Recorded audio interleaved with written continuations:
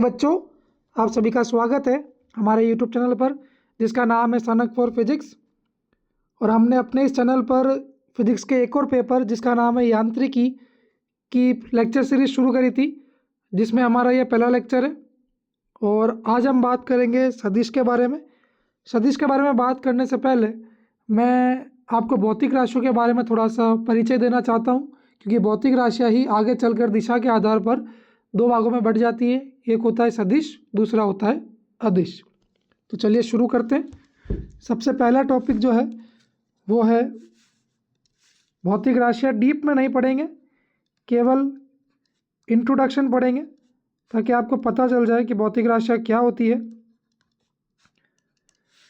तो भौतिक राशियाँ आपने छोटी क्लास में पढ़ी होगी और इसके कई उदाहरण आप जानते भी होंगे, जैसे लंबाई,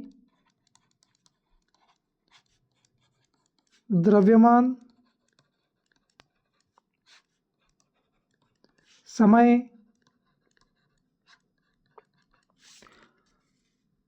आयतन, दाब,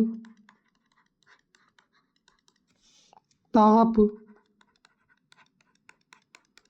घनत्व और आदि। ठीक है, ये सारे उदाहरण आपने अवश्य छोटी क्लासों में पढ़े होंगे।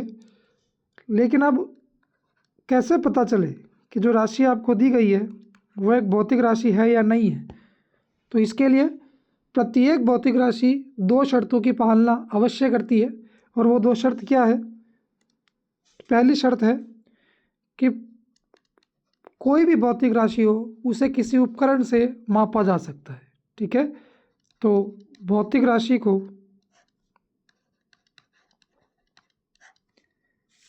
किसी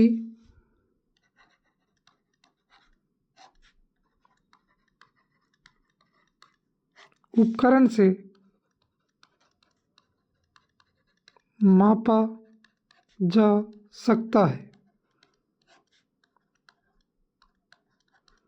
और दूसरी शर्त क्या है कि फिजिक्स या भौतिक शास्त्र और प्रकृति के सभी नियम भौतिक राशियों की सहायता से लिखे जाते हैं। तो भौतिक शास्त्र एवं प्रकृति के सभी नियम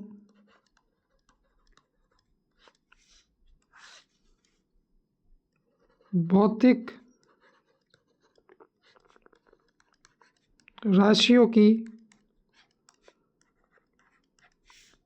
सहायता से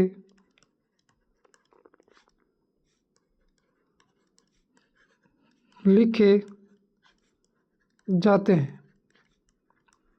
ठीक है, तो प्रत्येक भौतिक राशि इन दो शर्तों की पालना अवश्य करती है।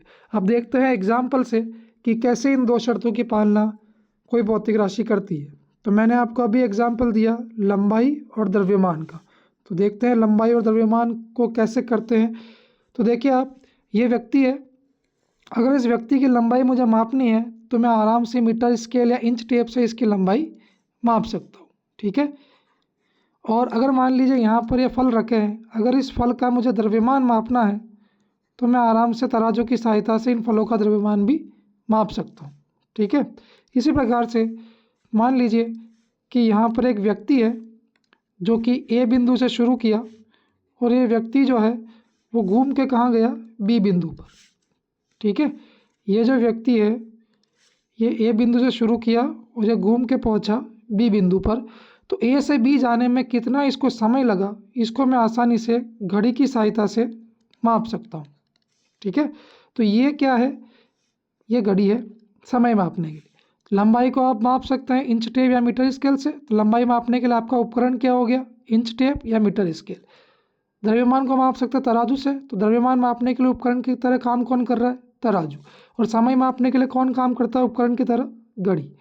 तो पहली शर्त तो पूरी हो गई लंबाई, द्रव्यमान और समय के लिए कि इनको हम किसी उपकरण से माप सकते हैं। अब दूसरी शर्त कि भौतिक शास्त्र के सभी नियम इन भौतिक राशियों की सहायता से ही लिखे जाते हैं।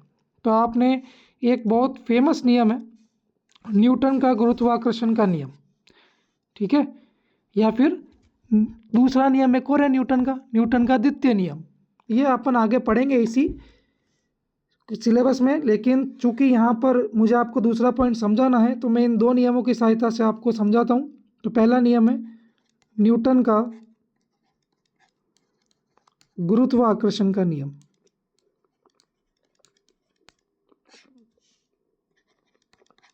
और इस नियम के अनुसार यदि आपके पास दो द्रव्यमान है, एक है m1 और दूसरा है m2, और m1 और m2 किसी दूरी r पर स्थित है, तो इनके बीच में जो बल होता है वो लिखा जाता है g m1 m2 बटे r स्क्वायर।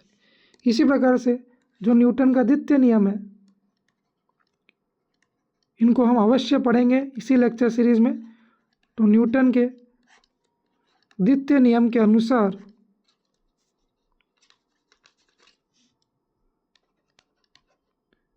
जो वस्तु पर लगने वाला बल होता है वो उसके संवेग के परिवर्तन की दर के समानुपाती होता है। और यदि वस्तु का द्रव्यमान नियत है तो इसी से एक और बनता है F बराबर ma। अब आप देख रहे हैं कि ये जो नियम है, इनको लिखने के लिए जिन राशियों का आपने उपयोग किया वही है भौतिक राशियाँ।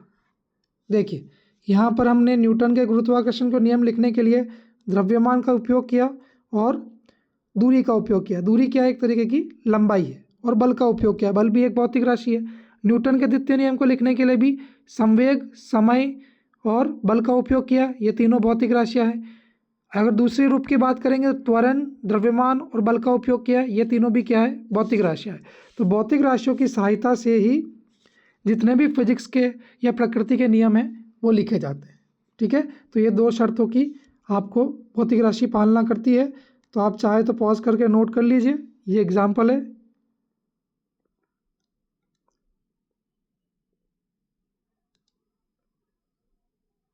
अब हम आगे बढ़ते हैं। आगे हम पढ़ते हैं भौतिक राशि का मात्रक। भौतिक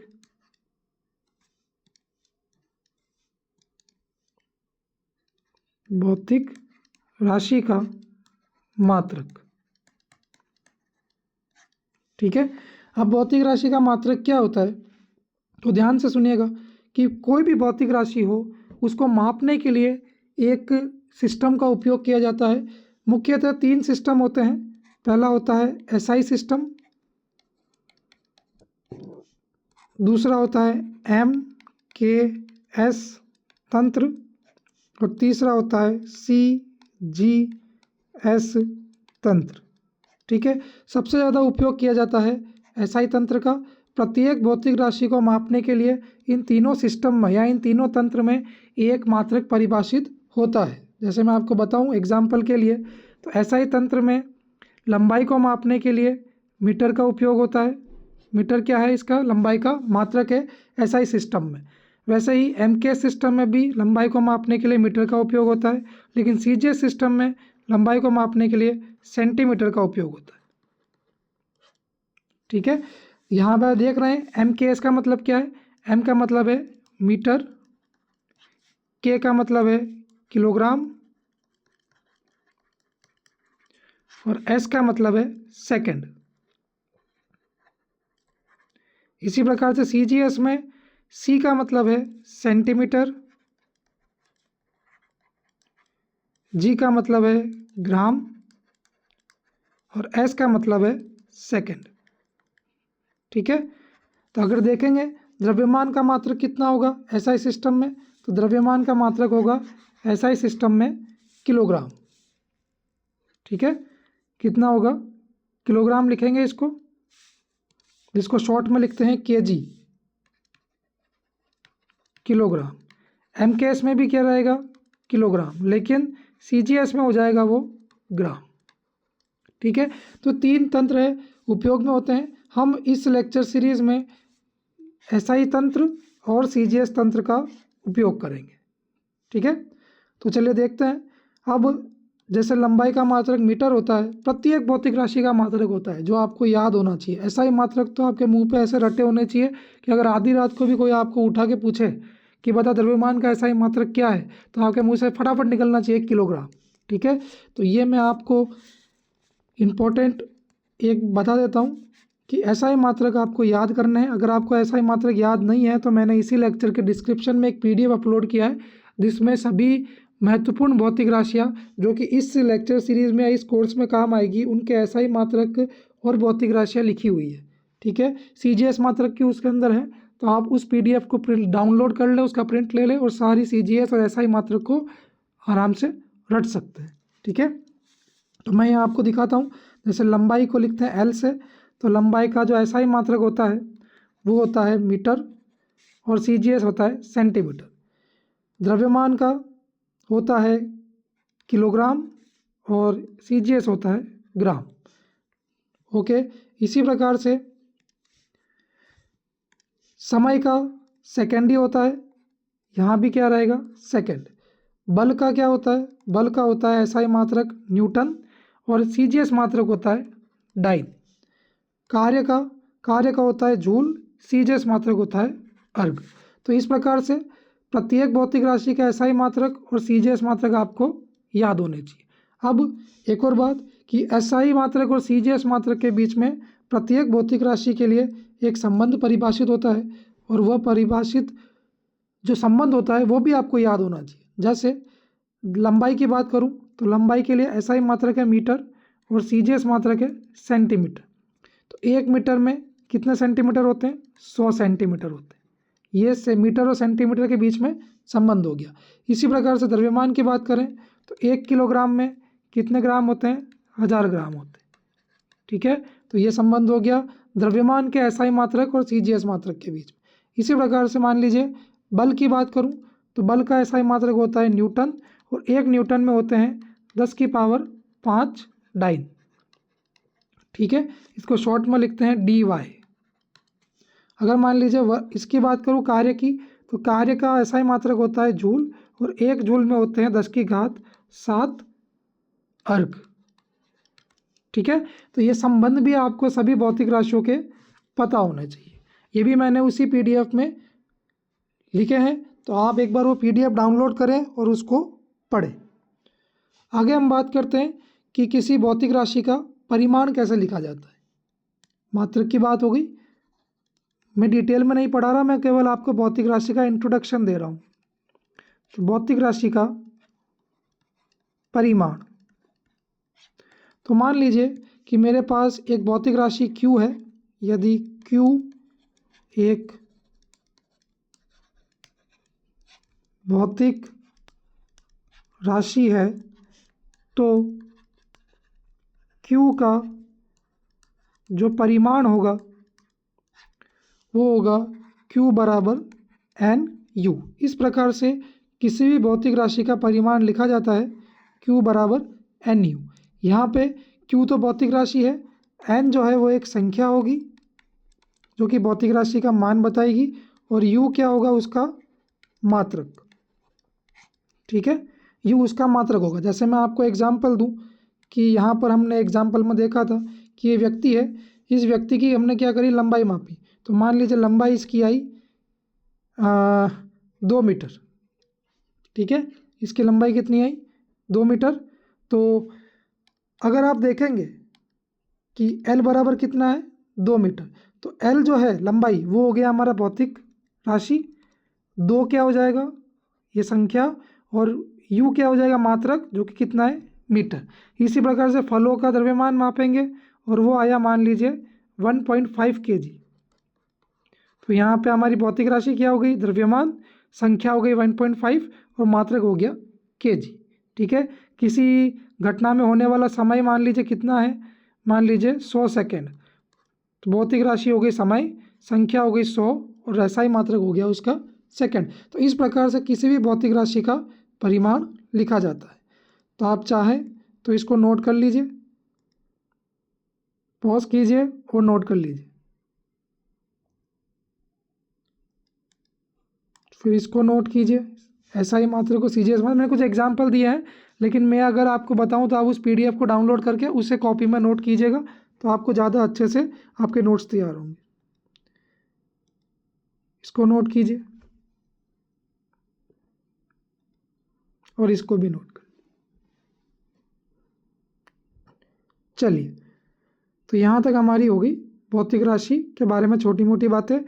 अब मैं आपको बताता हूँ दो भौतिक राशियाँ जो मैं आपको दिखाना चाहता हूँ यहाँ पर। उससे आपको अदिश और सदिश में अंतर समझ में आ जाएगा कि अदिश और सदिश में क्या अंतर है। तो जो पहली भौतिक राशि है वो है समय, ठीक है, समय। और जो दूसरी भौतिक राशि है वो है बल। अब मान लीजिए कि यहाँ पर एक व्यक्ति है, इस प्रकार से ये व्यक्ति है, और ये व्यक्ति ए बिंदु से चला है, और व्यक्ति जो है वो घूम कर पहुँच चुका है बी बिंदु तक। ए से चला और घूम के आ गया है बी बिंदु तक। तो ए से बी में जो समय लगा वो कितना लगा, मान लीजिए टी। टी क्या है, समय। अगर मैं किसी से पूछूं कि ए से बी तक जाने में कितना समय लगा, अब मान लीजिए कि इसको लगे टी बराबर 1 मिनट, ठीक है, और 1 मिनट को लिखा जाता है 60 सेकंड। तो यहाँ पे जब हमने समय पूछा किसी व्यक्ति से कि ए से बी तक जाने में कितना समय लगा, तो उस व्यक्ति ने केवल उस भौतिक राशि का मान बताया है। कितना आया मान, 60 सेकंड। और आप देख रहे हैं मैंने अभी बताया कि परिमाण कैसे लिखते हैं, एन यू। एन वहाँ पे संख्या है, यू वहाँ पे मात्रक है। तो ये टी बराबर 60 सेकंड क्या, ये हो गई संख्या, ये हो गया मात्रक। तो ये है समय का परिमाण, समय का परिमाण, ठीक है, ये समय का परिमाण है, टी बराबर 60 सेकंड। अब मान लीजिए एक और एग्जाम्पल लेते हैं, और उसमें एक बॉक्स है इस प्रकार से। ये कोई बॉक्स है,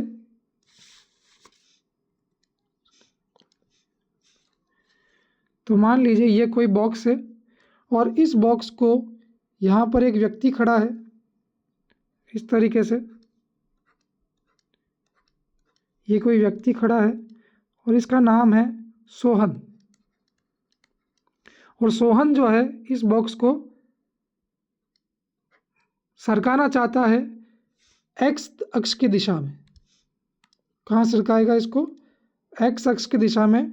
सोहन जो है वो इस बॉक्स को सरकाना चाहता है, यानी सोहन चाहता है कि मैं इस बॉक्स को सरका दूँ, इसकी जगह बदल दूँ, और इस जगह इसको सरकाना कहाँ चाहता है वो, एक्स अक्ष की दिशा में, प्लस एक्स अक्ष की दिशा में। तो प्लस एक्स अक्ष कौन सा है, ये वाला।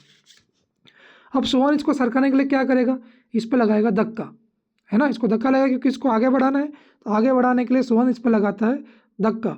और बच्चों ये बात ध्यान रखना, जब भी किसी वस्तु को धक्का लगाया जाता है या उस वस्तु को सरकाने के लिए उसको खींचा जाता है, तो ये जो आप धक्का लगा रहे हैं या उसको जो खींच रहे हैं, यही क्या है, उस वस्तु पर लगाया जाने वाला बल। तो सोहन क्या करेगा, इसको विस्थापित करने के लिए या इसकी जगह बदलने के लिए इसके ऊपर लगाएगा एक धक्का, और वह धक्का ही क्या है, वह धक्का ही कहलाएगा बल। यानी सोहन ने इसको विस्थापित करने के लिए इसके ऊपर क्या लगाया, बल। अब उस बल का मान कितना है, तो मान लीजिए मैं सोहन से पूछता हूँ कितना बल लगाया।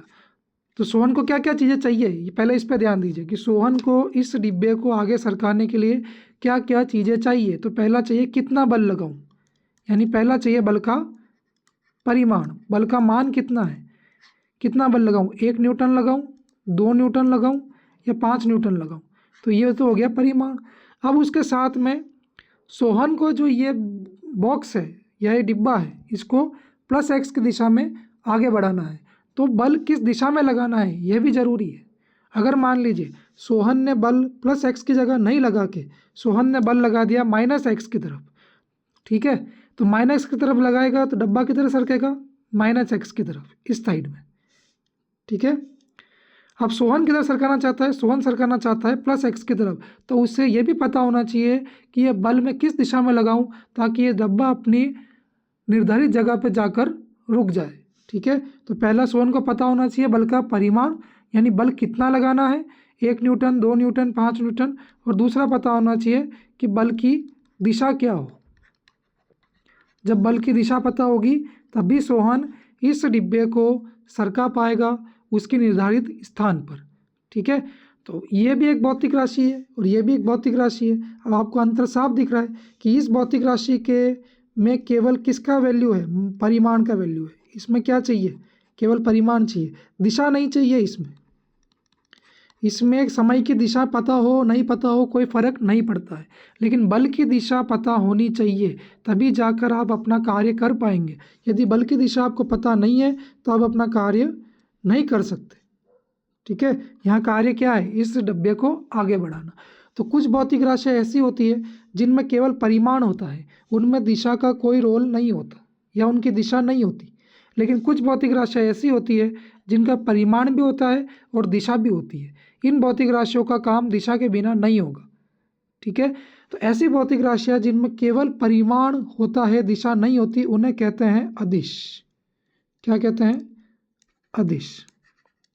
और ऐसी भौतिक राशियाँ जिनमें परिमाण के साथ साथ दिशा भी होती है, उनका दिशा बताए बिना उनका मतलब ही नहीं है, उनका कोई अर्थ नहीं है।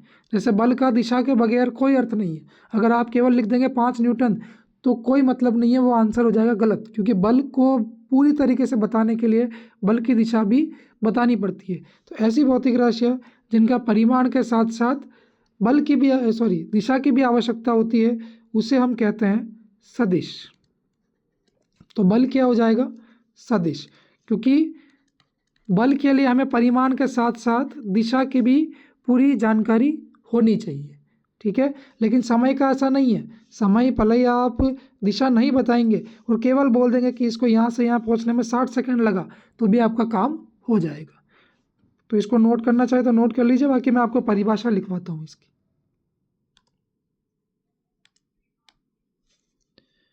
तो पहले है अदिश। देखिए नाम से भी पता चल रहा है, अदिश यानी दिशा के बिना, अदिश। ठीक है, यानी दिशा के बिना, यानी इसका परिभाषा क्या होगी?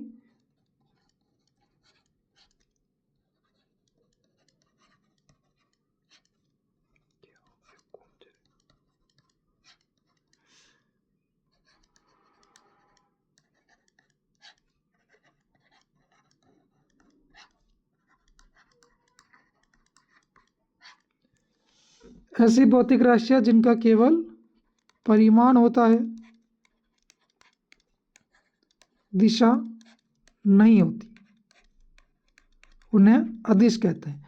उदाहरण बताऊं तो उदाहरण काफ़ी हैं। जैसे पहला तो हो गया समय, ठीक है, दाब, ताप आदि। यदि किसी वस्तु का ताप बताएंगे तो आप केवल लिखेंगे जैसे पानी गर्म हो रहा है बर्तन में, ठीक है, ये पानी है और इसका आप ताप बताना चाहते हैं, ये थर्मामीटर है जिससे हम ताप नापते हैं।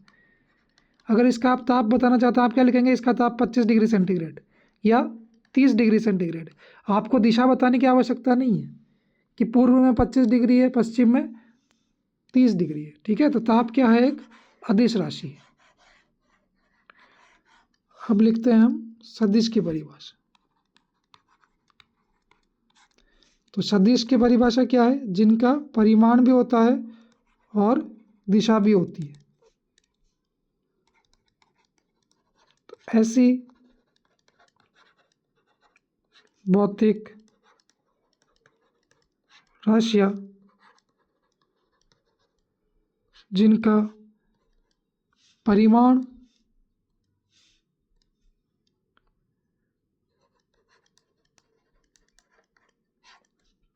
के साथ दिशा भी होती है। एग्जाम्पल के लिए अभी मैंने बताया, बल भौतिक राशि है जो कि एक सदिश है। ठीक है, वेग सदिश है, त्वरण सदिश है आदि। तो इसको नोट कर लीजिए पॉज करके, और अब हम आगे पढ़ेंगे कि सदिशों के प्रकार कौन कौन से होते हैं। सदिशों के बारे में बाकी सारी बातें पढ़ेंगे। यहाँ से हमारा जो पहला चैप्टर है सदिश बीजगणित वो भी शुरू हो गया है। इसको पॉज करके नोट कर लीजिए। अब मिलते हैं अगला लेक्चर।